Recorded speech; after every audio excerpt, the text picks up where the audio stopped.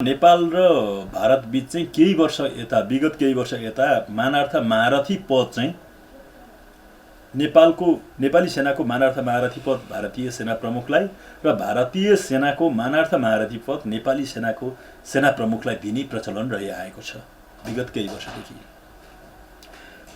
यो मानार्थ महारथी मानार्थ भनेको मानका खातिर हो एक कुरा।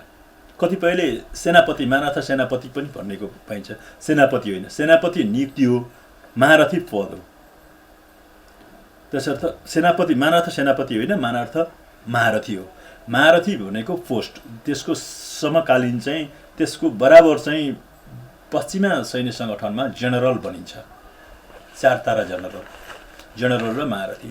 यो चाहिँ लिखितमा चाहिँ नेपाली सेनाले भारतीय सेना प्रमुखलाई दिएको 2020 साल जेठको 25 गते सिंहदरबारमा तत्कालीन भारतीय सेनाका सेना प्रमुख एस मानेकासा भनेर भन्छन्। मानेकासा चाहिँ यो उहाँको चाहिँ मानेकासा भनेको त्यो अपभ्रंश शब्द हो। मानेक शाह हो उहाँ चाहिँ, जनरल मानेक शाह भनेर भन्नुहुन्थ्यो मलाई। उहाँलाई चाहिँ पछि फिल्ड मार्शल पद पनि दियो। भारतीय सेनामा 3 जनालाई मात्रै फिल्ड मार्शल पद पाएका छन् भारतीय सेनाका, अर्जन सिंह, मानेक शाह र केएम करियप्पा। 3 जनाले फिल्ड मार्शल पाएका छन्। 3 जना मध्ये चाहिँ एस मानेकासा भनेर भन्छ मानेक शाह, उहाँलाई चाहिँ 2020 साल जेठको 25 गते उहाँलाई चाहिँ राजा महेन्द्रले सिंहदरबारको स्टेट हलमा चाहिँ आयोजित रात्रिभोज कार्यक्रममा चाहिँ नेपाली सेनाको मानार्थ महारथी पद प्रदान गर्नुभएको हो। यो नेपाली सेनाको तर्फबाट भारतीय सेना प्रमुखलाई दिएको पहिलो चाहिँ यो हो। भारत स्वतन्त्र भएपछिको नेपालले मानार्थ सैनिक पद दिएको विदेशीलाई के अरे स्वतन्त्र भारतका सेना प्रमुखलाई दिएको चाहिँ यो पहिला हो। नेपालको परिप्रेक्ष्यमा लिखित चाहिँ 2027 सालदेखि 32 सालसम्म नेपाली सेनाको प्रधान सेनापति हुनुभएका प्रधान सेनापति सिंहबहादुर बस्नेतले पाउनु भएको देखिन्छ। तर उहाँको चाहिँ लिखित यति गते, यो महिना यति गते भनेर त्यो चाहिँ काहीँ पनि उल्लेख छैन। नेपाली सेनाका प्रधान सेनापतिहरूले आफ्नो बायोग्राफीमा, जीवनीमा चाहिँ देश विदेशमा पाएका, देश विदेश भ्रमण गरेका पद, पदक, अलङ्कार, विभूषण, उपाधिहरूको उल्लेख गर्नुभएको छ। त्यो क्रममा 1950 बाट जति जुन कुरा आइरहेको छ, 1950 भनेको 2006 देखि 7 सालसम्मको अवधि हुन्छ विक्रम सम्वतमा। 2006 देखि 7 सालसम्मको सेनापति नेपालको परम्परा त्यहाँदेखि चलेको भनेर भनिन्छ। त्यो कुरा जो गलत छ। त्यो चाहिँ त्यो बेलामा नेपाली सेनाको सेनापति चाहिँ बबर शमशेर जबरा हुनुहुन्थ्यो। 2006 सालदेखि 7 सालसम्मको त्यो अवधिको बबर शमशेर जबरा प्रधान सेनापति हुनुहुन्थ्यो। श्री 3 महाराज चाहिँ मोहन शमशेर जबरा हुनुहुन्थ्यो। मोहन शमशेरको भाइ बबर शमशेर जबरा। त्यो बेलामा भारतमा रहनुभएका नेपालका राजदूतको हरेक घटनाक्रमहरू रिपोर्ट गर्नुहुने मीर सुब्बा चाहिँ भीमबहादुर पाँडे, पछि उहाँलाई सरदार पदवी दिइयो।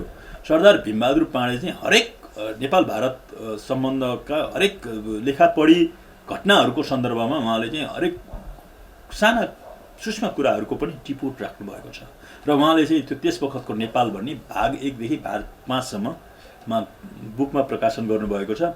त्यसमा जबकि 1950 मा नेपालका श्री 3 महाराज मोहन शमशेर भारत भ्रमणमा जानु हुँदाखेरि भारतका प्रधानमन्त्री जवाहरलाल नेहरूको छोरी इन्दिरा गान्धी, पछि जो प्रधानमन्त्री हुनुभयो, उहाँलाई चाहिँ नेहरूले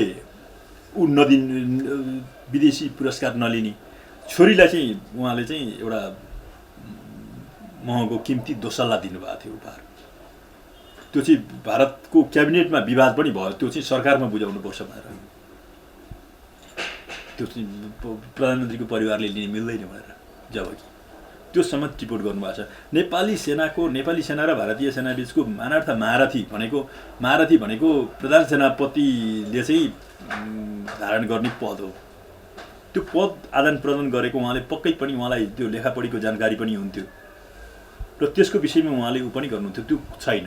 र मैले त्यो अवधिको गोर्खापत्र पनि हेरेँ, त्यो गोर्खापत्रमा पनि त्यो कुरा उल्लेख छैन। तसर्थ यो चाहिँ सुनिआएको कुरा हो, यो लिखित तथ्यमा नभेटिएसम्म चाहिँ भोलि पुष्टि भएछ भने अलग कुरा, तर लिखित तथ्यमा नभेटिएसम्म यो 1950 भनेको चाहिँ भ्रम हो।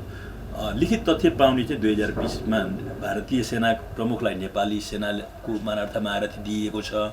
नेपाली सेनाका प्रमुखले, नेपाली सेनाका प्रधान सेनापतिले लिनुभएको चाहिँ 2027देखि 32सम्मको अवधिमा प्रधान सेनापति रहनुभएका सिंहबहादुर बस्नेतले पाउनुभएको हो।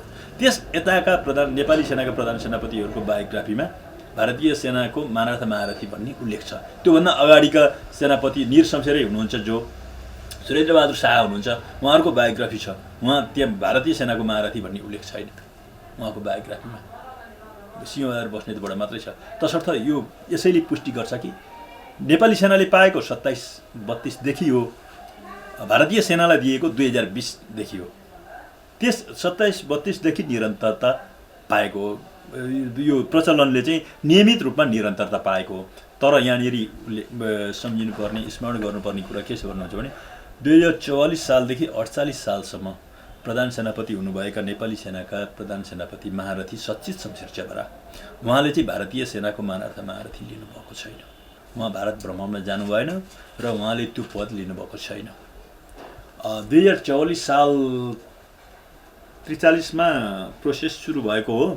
44मा नेपाली सेनाले चाहिँ चीनबाट केही नेपाली सेनालाई आवश्यक आधुनिक हतियारहरू चाहिँ चीनबाट खरिद गरेर ल्याएको थियो। न्यु चाहिँ त्यो हो। तथापि अरू पनि अनेकन विवादहरू जन्मिएर नेपाल भारतबीच केही खटपट भयो र नेपाल विरुद्ध भारतले चाहिँ नाकाबन्दी लगाएको थियो।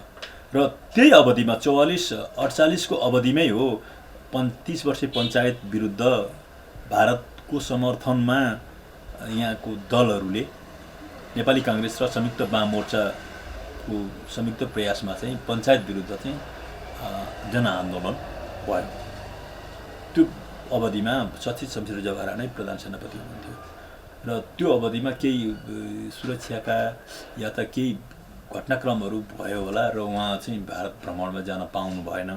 उहाँले चाहिँ लिनुभएको छैन। उहाँलाई अपवादमा राखेर अरू सबै आजसम्मका बहाल रहनुभएका महारथी पूर्णचन्द्र थापासम्मले चाहिँ भारतीय सेनाको मानार्थ महारथी लिनुभएको छ।